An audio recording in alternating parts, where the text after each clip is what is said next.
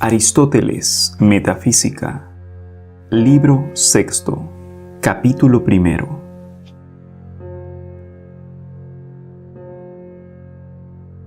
Estamos investigando los principios y las causas de los seres, pero, obviamente, en tanto que seres.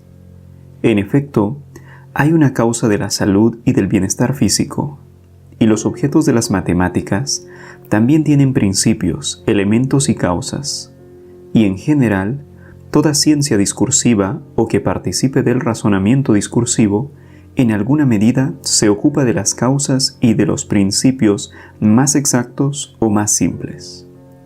Pero todas estas ciencias, concentrándose en un objeto determinado, en un género determinado, se ocupan solo de éste, y no del ser globalmente, es decir, en tanto que ser, y no hacen razonamiento alguno sobre la quiddidad, sino que, partiendo de ella, unas haciéndola evidente para los sentidos, otras planteándola como hipótesis, demuestran con mayor o menor rigor las propiedades esenciales del género del cual tratan. Por lo tanto, es obvio que de una inducción de este tipo no resulta una demostración de la substancia o de la quiddidad, sino otra forma de conocimiento. Asimismo, estas ciencias no dicen si existe o no el género del que tratan, porque pertenece al pensamiento discursivo el mostrar la quiddidad y la existencia.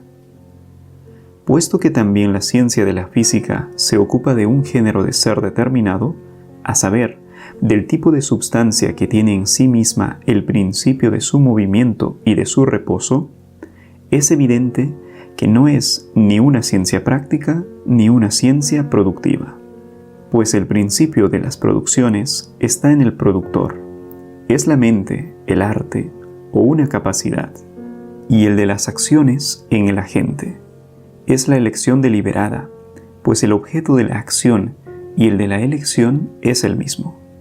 Por lo tanto, si todo pensamiento es práctico, productivo o teórico, la física ha de ser una ciencia teórica, pero teorizará acerca de este tipo de ser que es capaz de moverse, y en la mayoría de los casos acerca de la substancia formal pero inseparable de la materia. Es necesario que no pasemos por alto la cuestión de cómo son la esencia y su enunciado, pues sin ellas la investigación no vale para nada. De las cosas definidas, es decir, de las quiddidades, unas son como lo chato y otras como lo cóncavo. La diferencia estriba en que lo chato es inseparable de la materia, pues lo chato es una nariz cóncava, mientras que lo cóncavo es independiente de la materia sensible. Por lo tanto, si consideramos de la misma forma que lo chato todas las cosas naturales, como la nariz, el ojo, el rostro, la carne, el hueso, y en general el animal y la hoja, la raíz, la corteza, y en general la planta, pues ninguna de estas cosas tiene un enunciado sin movimiento, ya que siempre poseen materia. Vemos claramente cómo se debe investigar y definir la quiddidad en el caso de las cosas naturales. Y vemos también por qué le corresponde al físico el estudio de este tipo de alma que no existe sin la materia. Así pues, que la física es teórica queda claro, gracias a lo que acabamos de exponer. Las matemáticas, por su parte, son también una ciencia teórica, pero hasta ahora no hay evidencia de que sea la ciencia de las cosas inmóviles y separadas. Es, sin embargo, evidente que algunas ramas de las matemáticas las estudian en tanto que inmóviles y en tanto que separables de la materia. Pero si hay algo eterno, inmóvil y separable, sin duda alguna, su conocimiento pertenece a una ciencia teórica, pero no a la física, ya que ésta se ocupa de ciertas cosas móviles, ni a las matemáticas, sino a una ciencia anterior a ambas. En efecto, la física trata de las cosas inseparables de la materia y no inmóviles, y algunas ramas de las matemáticas tratan de cosas inmóviles, pero probablemente no separables de la materia, sino, en cierta manera, subsumidos en ella. En cambio, la ciencia primera trata de cosas que son tanto separables como inmóviles. Ciertamente, todas las causas han de ser necesariamente eternas, pero éstas más que ninguna, pues ellas son las causas de lo que nos es perceptible de lo divino. Por lo tanto, ha de haber tres filosofías teóricas: las matemáticas, la física y la teología. En efecto, es obvio que si lo divino está presente en algún sitio, estará presente en este tipo de naturaleza separable e inmóvil. Y la ciencia más elevada ha de tratar del género más elevado. Así pues, las ciencias teóricas son superiores a las demás ciencias, y la teología es, a su vez, superior a las demás ciencias teóricas. Ciertamente, cabe preguntarse si la filosofía primera es universal, o si trata de un solo género y de una sola naturaleza. Pues las matemáticas no son todas iguales en este sentido, ya que la geometría y la astronomía se ocupan de una naturaleza en concreto, mientras que las matemáticas generales tratan de todas por igual. Si no hubiera otras sustancias más que aquellas que se forman en la naturaleza, la física sería la ciencia primera. Pero si hay una sustancia inmóvil, la ciencia de esta sustancia ha de ser anterior y ha de ser la filosofía primera. Y al ser primera, ha de ser también universal. Y a ella le corresponderá el estudiar el ser en tanto que ser, es decir, su esencia y los atributos que le pertenecen en tanto que ser. Capítulo 2.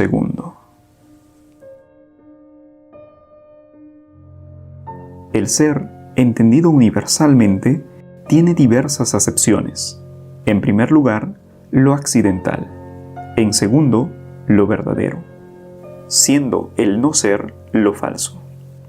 Además, están las figuras de la predicación, a saber, la substancia, la cualidad, la cantidad, el lugar, el tiempo y cualquier otro significado de este tipo. Por último, hay que tener en cuenta la potencia y el acto. Pues bien, dado que el ser tiene varios sentidos, hemos de decir ante todo que de lo accidental no puede haber especulación científica. Prueba de ello es que ninguna ciencia, ni práctica, ni productiva, ni teórica, lo tiene en cuenta. El que construye una casa no produce todos los accidentes que acontecen con la casa ya hecha, pues estos son infinitos. Nada impide que la casa, una vez construida, le parezca a unos agradable, a otros insegura, a otros práctica, y en una palabra, diferente de todos los demás seres. Ninguno de estos accidentes es el resultado del arte de construir casas, y de la misma manera, el geómetra tampoco estudia los accidentes de las figuras, ni si triángulo es diferente de triángulo cuya suma de los tres ángulos es igual a dos ángulos rectos. Y es lógico que esto ocurra así, pues el accidente no es más que una especie de nombre.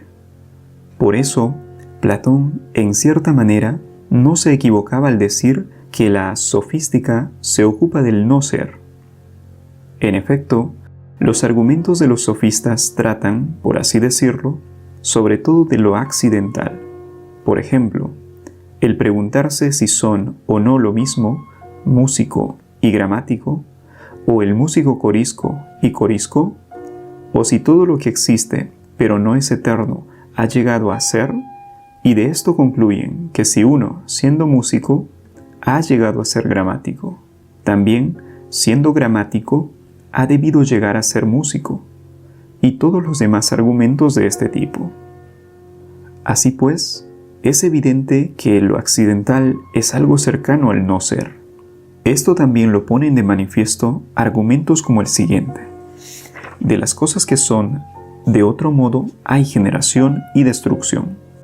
Pero de las cosas que son por accidente, no. De todas maneras, hemos de establecer en la medida de lo posible la naturaleza de lo accidental y la causa de la que produce, pues al hacerlo, quizás esclarezca también por qué no hay ciencia de ello. De entre los seres, algunos se hallan siempre en el mismo estado y son por necesidad. Necesidad no en el sentido de imposición, sino en el sentido de lo que no es posible que sea de otra manera. Y otros, ni son por necesidad, ni son siempre, sino habitualmente. Pues bien, este es el principio y la causa del ser por accidente. En efecto, lo que no es ni siempre ni habitualmente, decimos que es un accidente. Por ejemplo, si durante la canícula hace un tiempo frío y malo, decimos que es un accidente, pero no si hace un tiempo caluroso y seco, porque esto es lo que ocurre siempre o habitualmente, al contrario que aquello. Que el hombre sea blanco es un accidente, pues no ocurre ni siempre ni habitualmente, pero que sea animal no es un accidente. Que el arquitecto sane a alguien es un accidente, porque hacer esto no es la naturaleza del arquitecto, sino la del médico, y es accidental que el arquitecto sea médico. Y el cocinero, sin tener más intención que satisfacer el gusto, puede preparar algo curativo, pero no en virtud del arte culinario. Por eso decimos que es un accidente, y que en cierto sentido realiza la acción, pero no en sentido absoluto. Pues mientras que las demás cosas son el resultado de las potencias que las crean, los accidentes no son el resultado de ningún arte ni de ninguna potencia determinada, pues de las cosas que son o que se generan por accidente, la causa también es accidental. Por lo tanto, puesto que no todas las cosas son o se generan por necesidad y siempre, sino que la mayoría son y se generan solo habitualmente, necesariamente ha de existir el ser por accidente. Por ejemplo, no se da ni siempre ni habitualmente que el músico sea blanco, sino que solo se da a veces, y por eso decimos que es un accidente. De lo contrario, todo sería necesario. Así pues, la materia que es susceptible de ser otra cosa diferente de lo que es habitualmente, será la causa del accidente. Y hemos de tomar como punto de partida la siguiente cuestión. ¿No hay nada que no sea ni siempre ni habitualmente? ¿O acaso es esto imposible? Hay pues algo más, que es precisamente lo fortuito y lo accidental. En cuanto a si se da solo lo habitual y en ningún caso lo que es siempre, o si por el contrario hay cosas eternas, lo investigaremos más adelante, aunque desde luego es obvio que no hay ciencia del accidente, pues toda ciencia trata bien de lo que es siempre o bien de lo que es habitualmente. ¿Cómo, si no, se podría aprender o enseñar a otro? El objeto ha de estar determinado como algo que es siempre o que es habitualmente. Por ejemplo, se puede decir que el hidromiel es bueno para la fiebre habitualmente, pero no será posible establecer los casos excepcionales en los que el hidromiel no funciona diciendo, por ejemplo, con luna nueva, pues entonces lo que ocurre en luna nueva ocurre bien siempre o bien habitualmente, parámetros a los cuales escapa el accidente. Así pues, queda establecido lo que es el accidente, la causa que lo produce y que de él no hay ciencia. Capítulo 3.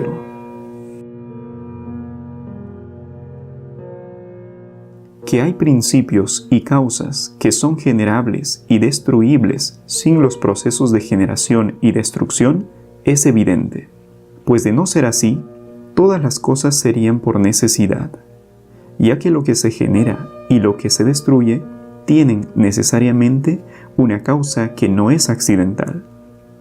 En efecto, ¿sucederá tal cosa o no? Sucederá si tal otra tiene lugar, si no, no. Y esta otra cosa sucederá si una tercera tiene lugar.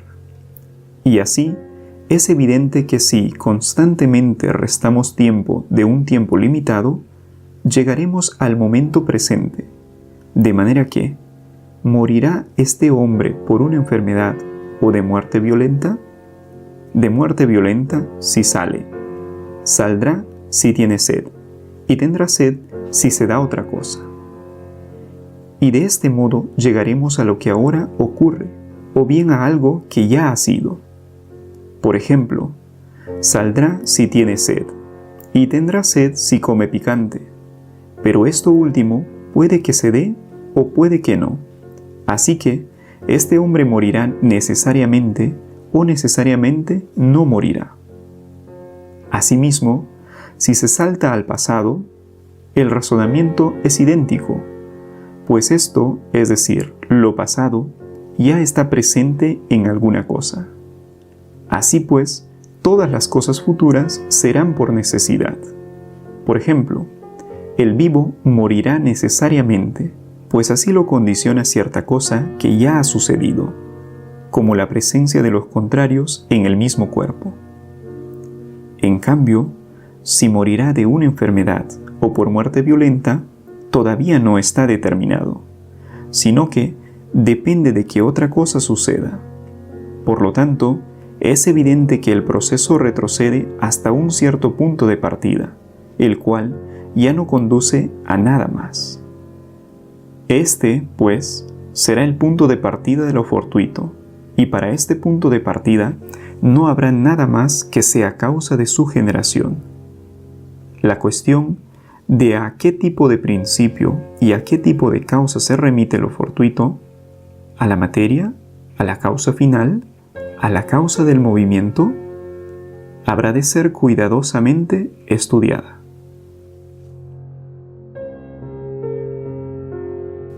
Capítulo 4.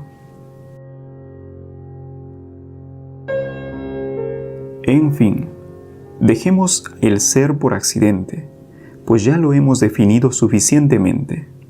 En cuanto al ser como verdadero y al no ser como falso, dependen de la unión y de la separación, y lo verdadero y lo falso conjuntamente se reparten la contradicción, pues lo verdadero es la afirmación en el caso de lo que está unido, y la negación en el caso de lo que está separado, mientras que lo falso es la contradicción de esta afirmación y de esta negación.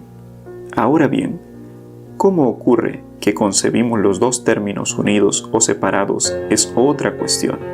Quiero decir, unidos o separados, de manera que no haya una mera sucesión de pensamientos, sino que compongan una unidad. Ciertamente, lo falso y lo verdadero no están en los objetos, como si, por ejemplo, lo bueno fuera verdadero y lo malo inmediatamente falso, sino en el pensamiento, y en el caso de las cosas simples y de la quiddidad, ni siquiera en el pensamiento. ¿Cuántas cosas hayan de ser examinadas acerca del ser y del no ser así entendidos? Las investigaremos más adelante.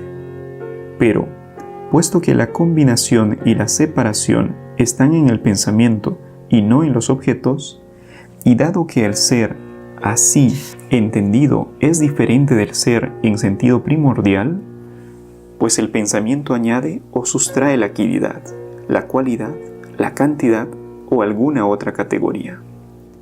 Debemos prescindir tanto del ser por accidente como del ser en tanto que verdadero.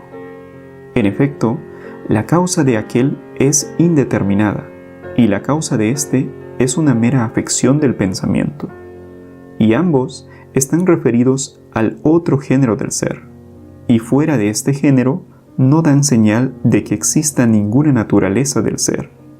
Por estos motivos, prescindamos de ellos y examinemos las causas y los principios del propio ser en tanto que ser.